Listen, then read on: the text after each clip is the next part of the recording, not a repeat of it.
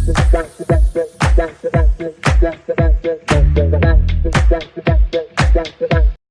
सभी का स्वागत है आपके अपने YouTube चैनल एक ज्ञान पर। जैसे कि आपको पता है कि हमने ह्यूमन राइट्स के ऊपर एक सीरीज स्टार्ट की है, जिसमें हमने अभी लास्ट वीडियो में डिस्कस किया था ग्रुप राइट्स। ग्रुप राइट्स में हमने डिस्कस करनी है women's right, children's right, disabled rights, minority rights. तो हम स्टार्ट कर रहे हैं वुमेन्स राइट्स से। तो आज के अपने टॉपिक को स्टार्ट करते हैं। अगर आप चैनल पर नए हैं तो चैनल को सब्सक्राइब करें ताकि आपको सारे अपडेट टाइम टू टाइम मिलते रहें।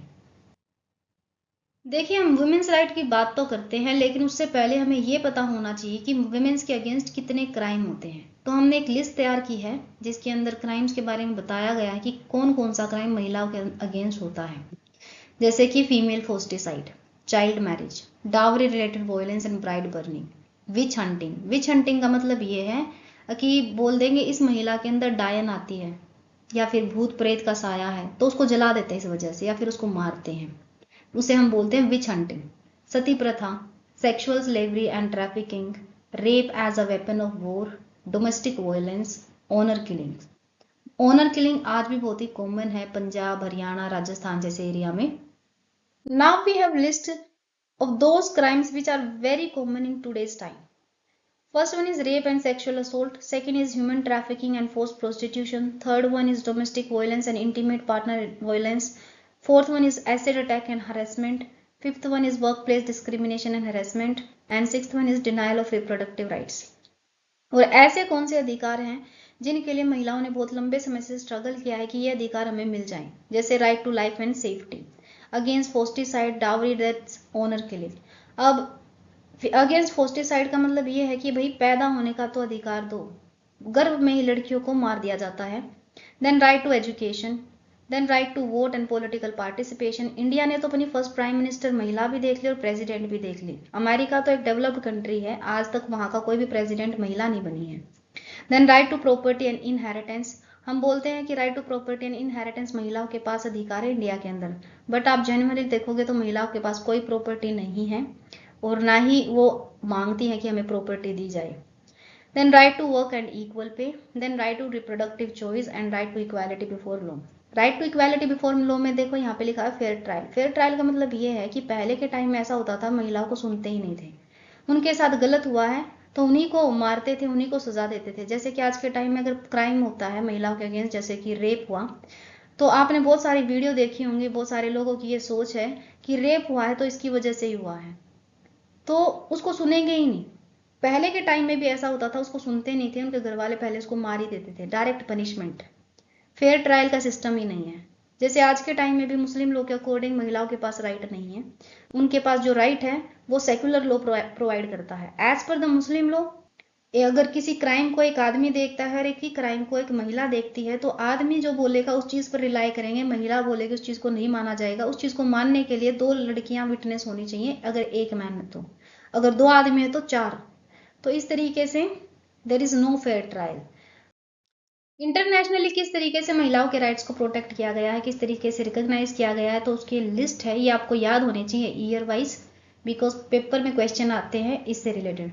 1945 में यूएन चार्टर में लिखा गया first international agreement of framing equality of man and women.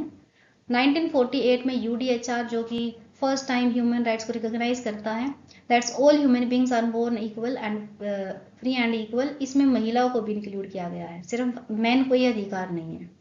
Then 1967 Declaration on the Elimination of the Discrimination Against Women, इस डिक्लेरेशन को अडॉप्ट किया गया। देन इन 1979 CEDAW, मतलब known as the international bill of rights for women. इसको हम बहुत ही detail में पढ़ेंगे।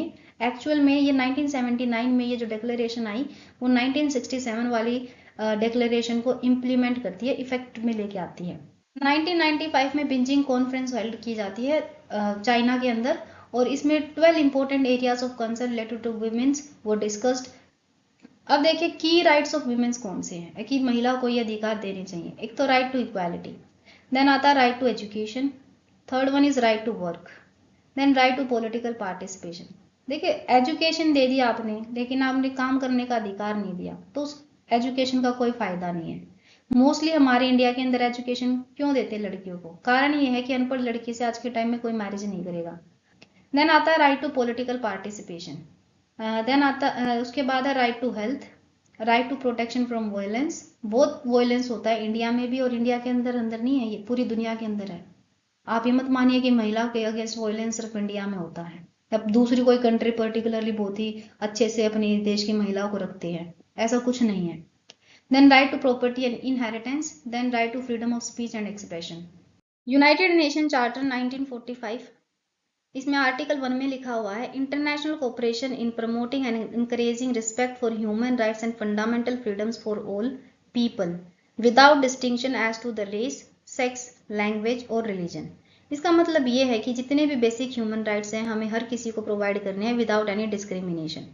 Universal declaration of human rights UDHR 1948, इसमें लिखा हुआ है, all human beings are born free and equal in dignity and respect, dignity and rights. इसका मतलब ये है कि इस धरती पर जो कोई भी जन्म लेता है उसे जन्म से कुछ नेचुरल राइट्स मिलते हैं। अब ये जो बेसिक राइट है आप इनको किसी भी व्यक्ति से अलग नहीं कर सकते। देन एक डिक्लेरेशन आती है, declaration on the elimination of discrimination against women in 1967, general assembly से अडॉप्ट करती है ऑन डेटेड नवंबर 7, 1967। लेकिन इसको इम्प्लीमेंट किया जाता है by a convention, convention on the elimination of all forms of discrimination against women, और इसको अडॉप्ट किया जाता है ऑन दिसंबर 18, 1979। यह कन्वेंशन फोर्स में आती है ऑन सितंबर 3, 1981, जिसे हम international bill of rights for women भी बोलते हैं, और इसको रेटिफाई किया जाता है। आज के टाइम में अगर हम इसका डाटा देखते हैं 2016 के अकॉर्डिंग 189 स्टेट्स ने इस कन्वेंशन को रेटिफाई किया है। एक कॉन्फ्रेंस हेल्ड की जाती है चाइना के शहर बिन्जिंग में, और इस शहर के नाम पर इस कॉन्फ्रेंस का नाम है बिन्जिंग कॉन्फ्रेंस ऑन वुमेन 1995। ये 4th वर्ल्ड कॉन्फ्रेंस थी महिलाओं के ऊपर, जिसमें कि 12 इंपॉर्टेंट एरियाज को डिस्कस किया गया था कि इन पर्टिकुलर एरियाज पर हमें काम करने की जरूरत है महिलाओं की कंडीशन को बेटर करने के लिए। और ये हेल्ड हुई थी 4 सितंबर से लेके 15 सितंबर 1995 में इन चाइना। देखिए वो 12 कंसर्न के एरिया हैं, women and poverty, education and training of women, women and health, violence against women, women and armed conflict, women and the economy, women in power and decision making, institutional mechanism for the advancement of women, human rights of women, women and the media, women and the environment, the girl child। Main focus ये था कि हमें gender equality को promote करना है, महिलाओं की development करनी है और पीस स्टैब्लिश करना है। एक तरीके से हम ये बोल सकते हैं कि हमें 21st सेंचुरी में एक ऐसा एनवायरनमेंट क्रिएट करना है जहाँ पर महिलाएं सुरक्षित हों और वो अपने आप को डेवलप कर सकें।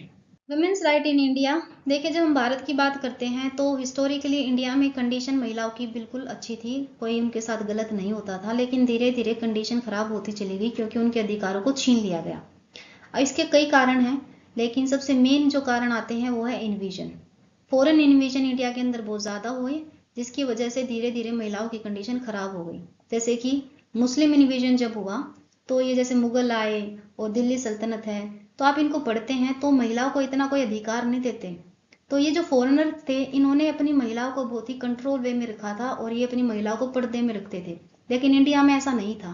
हमने धीरे धीरे उनके कल्चर को अडॉप्ट किया, तो पहले मजबूरी थी, बाद में अपने कल्चर का ये हिस्सा हो गए। देन आगे ब्रिटिशर्स, अब ब्रिटिशर्स के टाइम पे और ज़्यादा क्रिटिकल कंडीशन होती चली गई क्योंकि पहले मुस्लिम इन्वेजन हुआ, देन उन्होंने आक्रमण किए, उनसे बचाया, देन ब्रिटिशर्स, अब तो दो दो कंडीशन हो गई भाई। अब देखिए महिलाओं की कंडीशन धीरे धीरे खराब हो गई, उनके सारे अधिकार छीन लिए गए। आज जब हम बात करते हैं कि फेमिनिस्ट वुमेन, आज जब हम बोलते हैं सो कॉल्ड फेमिनिस्ट, तो आपको लगता है कि फेमिनिस्ट जो मूवमेंट है ये बिल्कुल ही बेकार मूवमेंट है और इसमें बेवजह की बातें की गई हैं।